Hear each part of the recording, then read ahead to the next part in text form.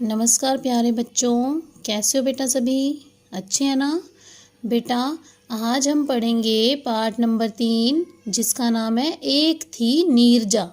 यानी नीरजा नाम की एक स्त्री, एक वीरांगना यानी वीर नारी थी।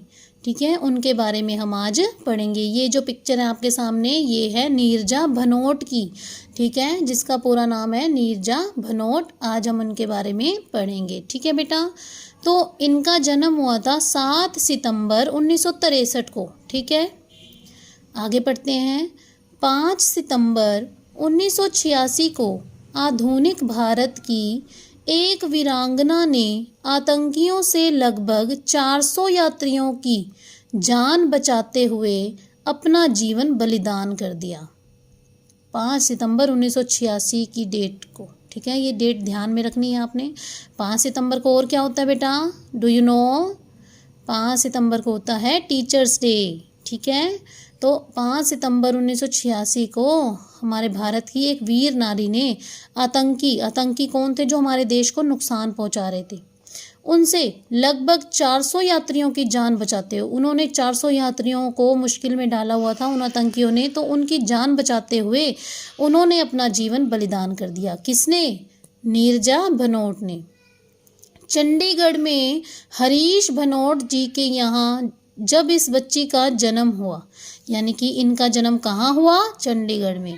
और इनके पिताजी का क्या नाम था? हरीश भनोट। ठीक है, जब इनका जन्म हुआ तो किसी ने भी नहीं सोचा था कि भारत का सबसे बड़ा नागरिक सम्मान, यानी कि भारत का सर्वोच्च सम्मान इस बच्ची को मिलेगा। किसी ने भी नहीं सोचा था।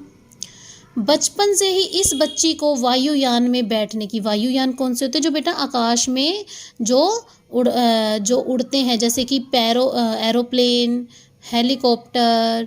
ठीक है, ये जो आकाश में उड़ते हैं उनमें उनको बैठने की और आकाश में उड़ने की उनकी प्रबल इच्छा थी, यानी बहुत उनको इच्छा थी कि वो आकाश में उड़ें।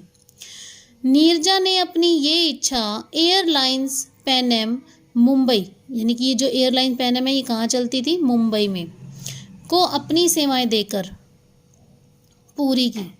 उन्होंने ये इच्छा कैसे पूरी करी? जब उन्होंने एयरलाइंस पैन एम को ज्वाइन किया।